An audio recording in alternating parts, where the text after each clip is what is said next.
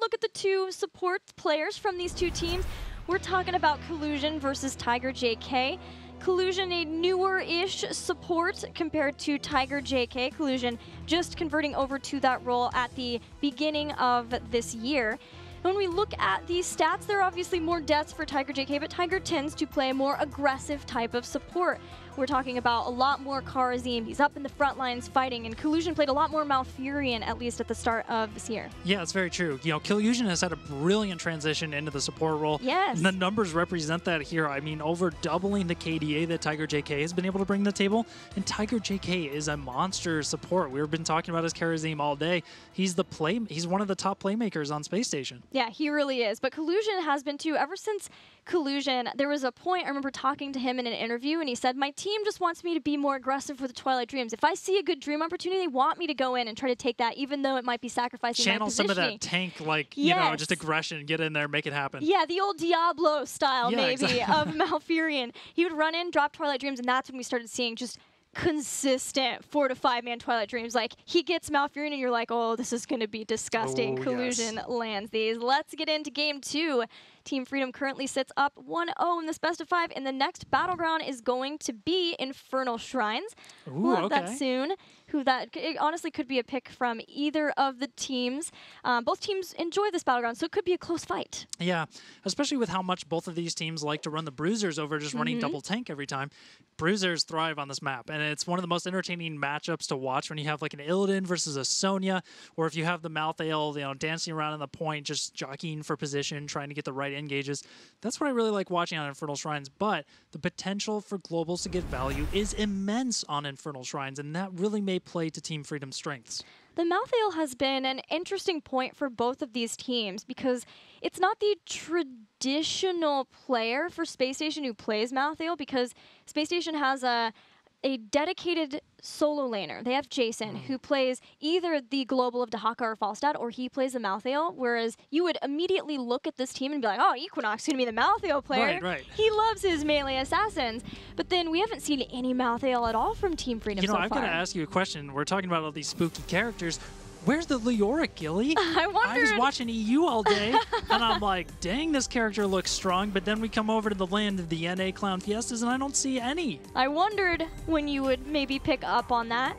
We haven't seen nearly as much as in Europe. Team Freedom is the, I think, only team who has run it so far yesterday. But they'll There's run maybe Nova, one other. right? Yeah, that's true. Space Station does like their Nova. I think maybe one other team also ran it. Yeah, even in Death did versus Team Freedom, but just less Leoric so far. But we have yet to see all of the teams and how busted. I know there's another team that thinks it's pretty strong. We might get to see that at some point. I know my boy King Calf, as soon as he can get back on Leoric. Yeah.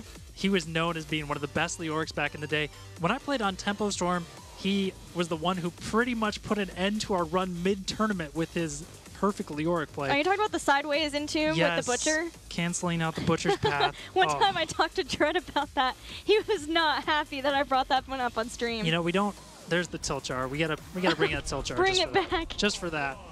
You know, we're gonna talk about King Calf's Leoric, but the draft this game and the task at hand, Space Station Gaming is gonna get the Tassadar. What are they gonna pair it with here? Team Freedom, keeping it standard, starting out with ETC. The Tassadar Greymane, the second time we're seeing this come out today. Equinox maybe is on a thing here where he's like, you know what, give me the Greymane. I'm feeling confident. I'm all warmed up from last game. Let's run it back. Greymane is great for Space Station Gaming because they have shown in Part 2 to have 3 different players for Greymane too, so it's a good pick for Equinox, and it's a flexible pick for the rest of them. If Equinox ends up wanting to instead bring back his Kerrigan. KO's already tilted. Guys, it only took us 1 game, and we've got tilt not back. That's for Leoric, okay?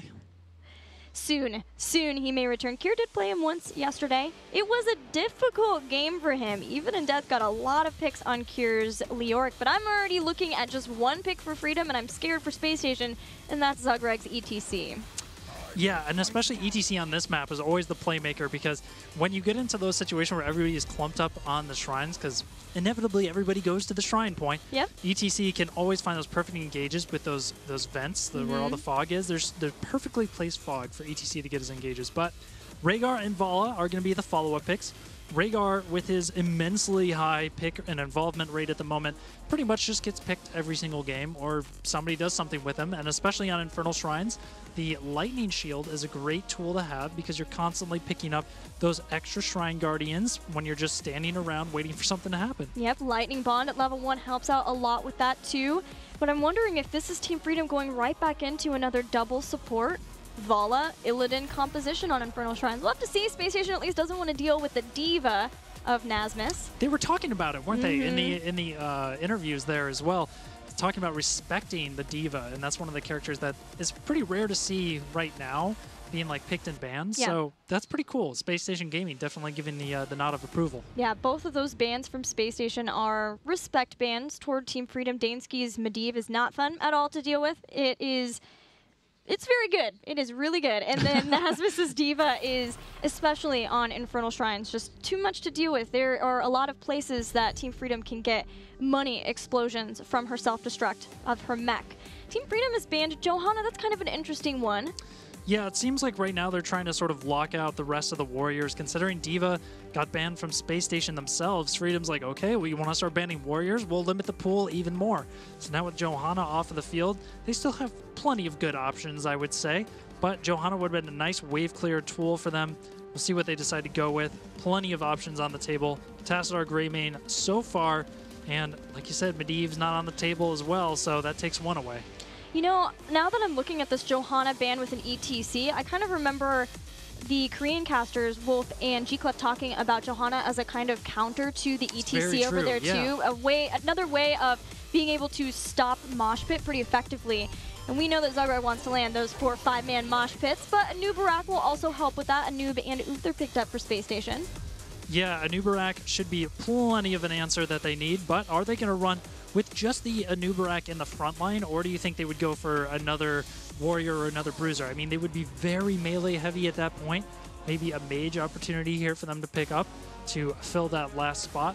So against the Rhaegar ETC, they're going to have a very hard time fighting in those melee engagements. Yes. That is a very punishing group of characters to go up against. Wow. And now you get the Sonya in the Ariel. So you get the Ariel Vala synergy, right? And then you've got the Sonya Rhaegar synergy. So you've got these two monster pairings of characters. Yeah, that is a great point. Maybe it'll even set up for how the laning phase is going to go for Team Freedom, having that double support. Team Freedom is fully on the double support train.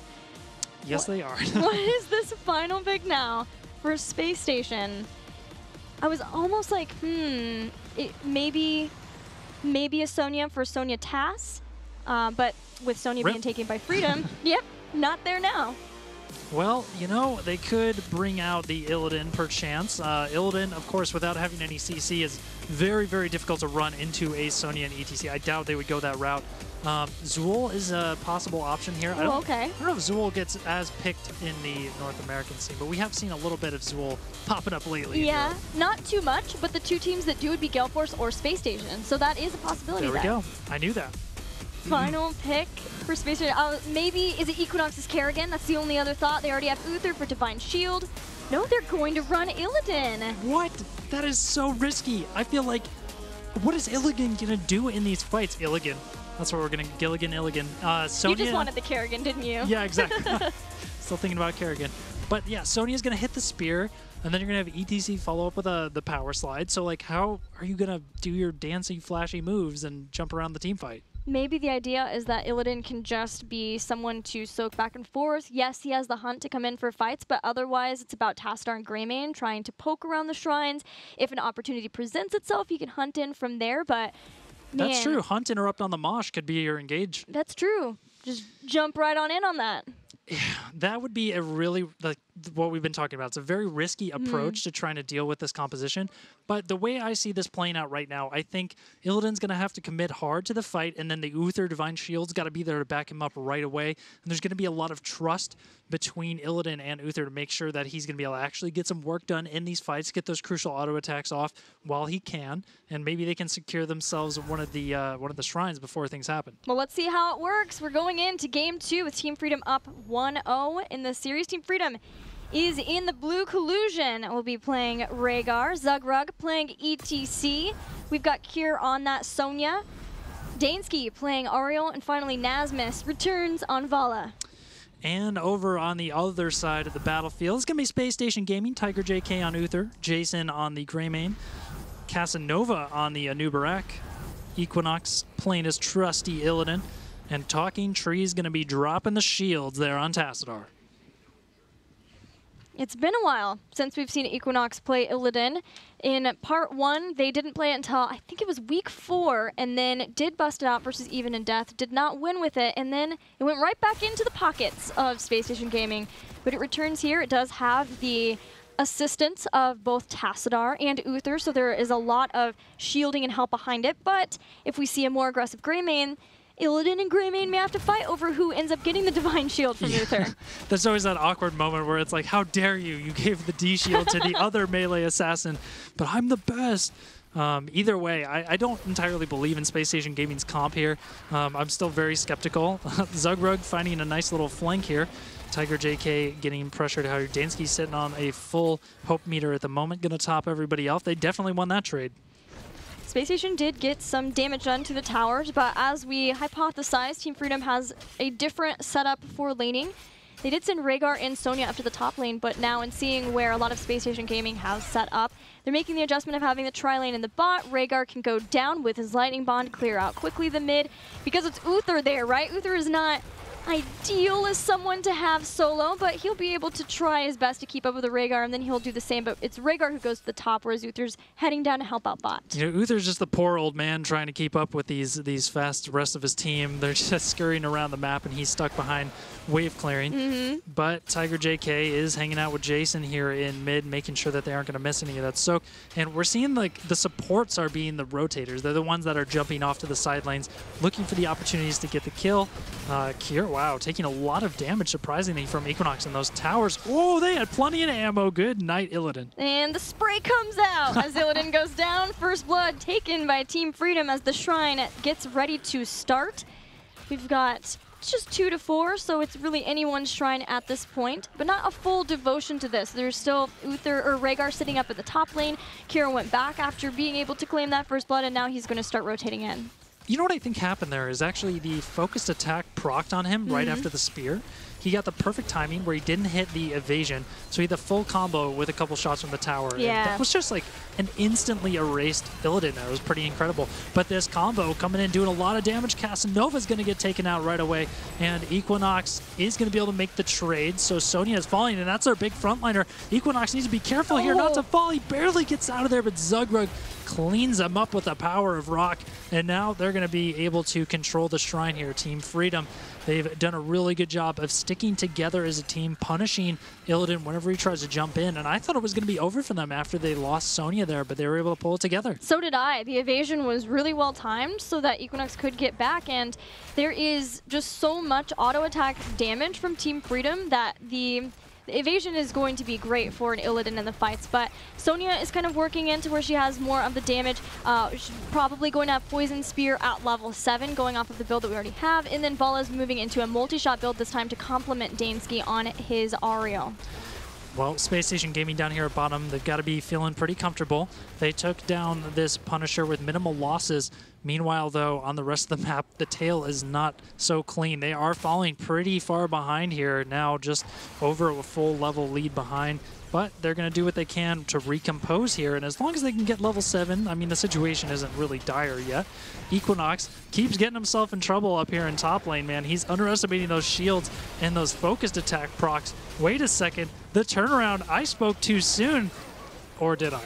Well, it was an amazing bait, but unfortunately, Kier knew exactly what he had to do. If I'm going to go down, I'm not going down without taking somebody with me. You can see the Poison Spear doing a lot now for Kier, that he's picked that up, that extra poison damage that ticks in, ticks away.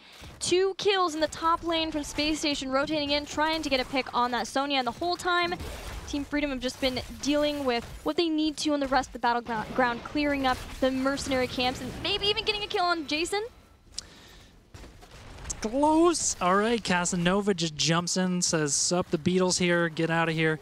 And it's going to be Team Freedom just backing off. And you got to wonder what's been going so right for Team Freedom this game. And I think a lot of it comes down to the control that they have, the amount of stuns that they have, and that on top of the lightning shields being thrown out on these melees, punishing so many members. Like, Uther can only hold like one target. He's having a very hard time just keeping up with all of this damage. Those task shields seem to be just melting away under the pressure of those lightning shields. Yeah, and because of that, we even see the Kala's Light giving armor instead of Kala's Embrace, for hoping that you have shields up for a long time for the lifesteal. Instead, just knowing that there's way too much burst damage. You've got Poison Spear build from Sonya.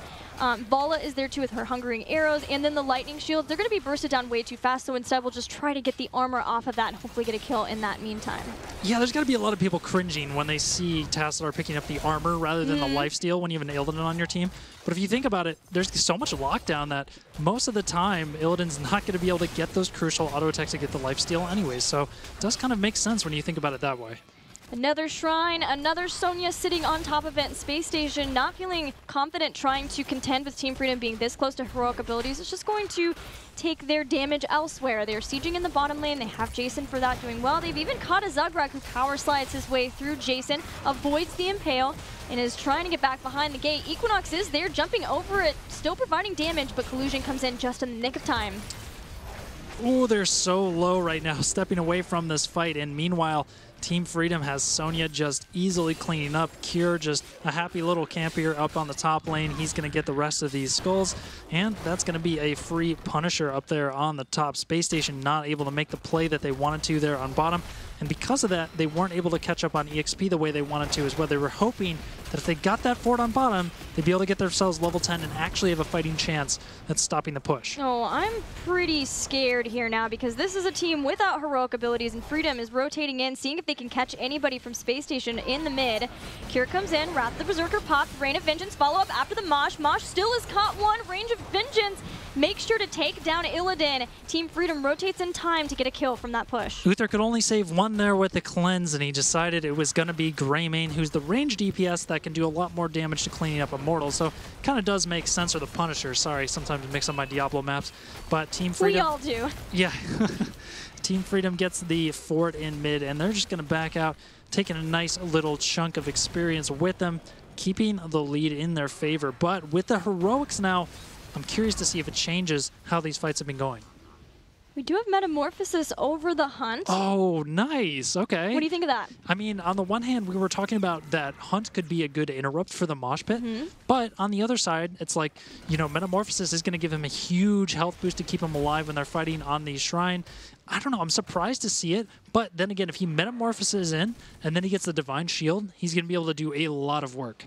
Yeah, definitely leans toward what we have known from Space Station, which is more of a team fight focus.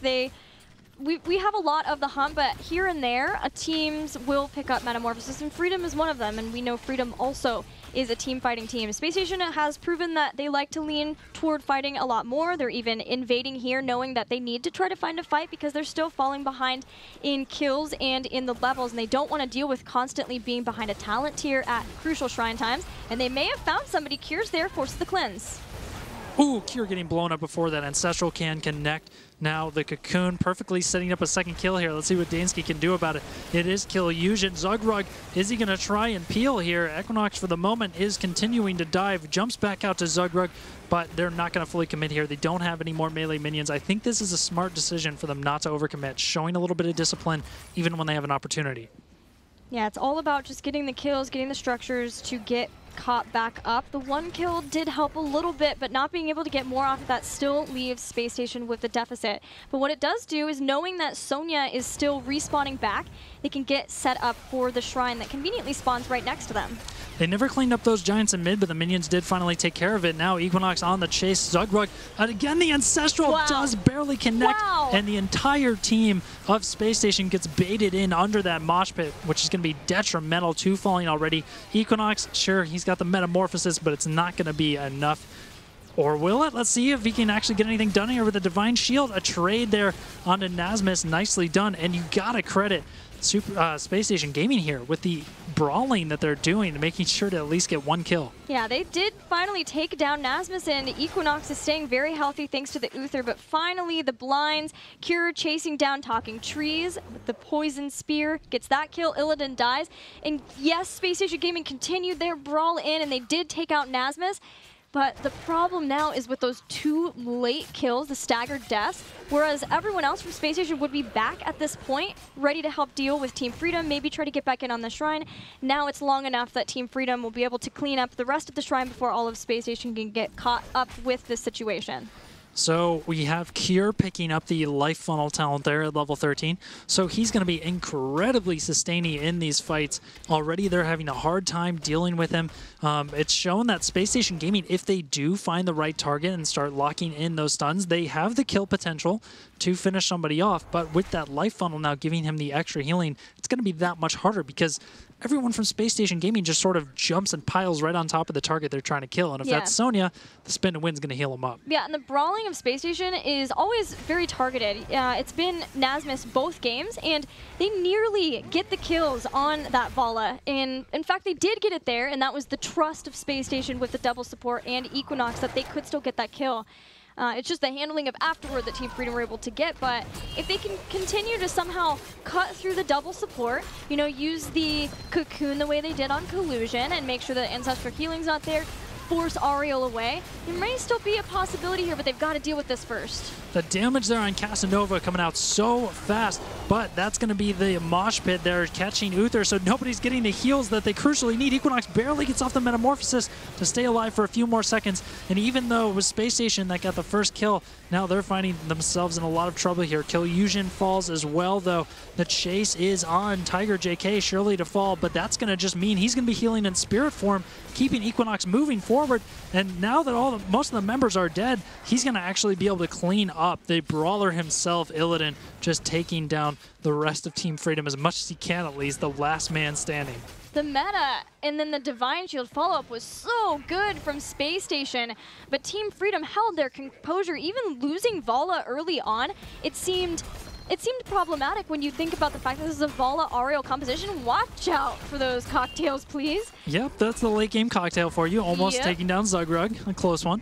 But the Divine Shield was so good to follow up. Dansky switched over the crown to Cure, and Dansky now, and the way that new Ariel is you've got Energized Quartz, so you could see him trying to stutter step as Ariel so that she could continually just build up her own hope, so that even though Rhaegar fell, Rhaegar was taken out, Vala was gone, you would think that this composition should fall apart. It goes to show you, new Ariel can hang and give herself the hope necessary enough to try to keep up with the fight, even if the other support, even if her normal hope target is the one that goes down first. Yeah, absolutely. All right, SpaceStation Gaming, they're going to try and force the issue again. Another attempt, but Zugrug finds the power slide just in time to peel everyone. Nasmus laying down the beautiful red carpet there, keeping himself going. The D-Shield does come out on Equinox, but it might be a little bit too late here.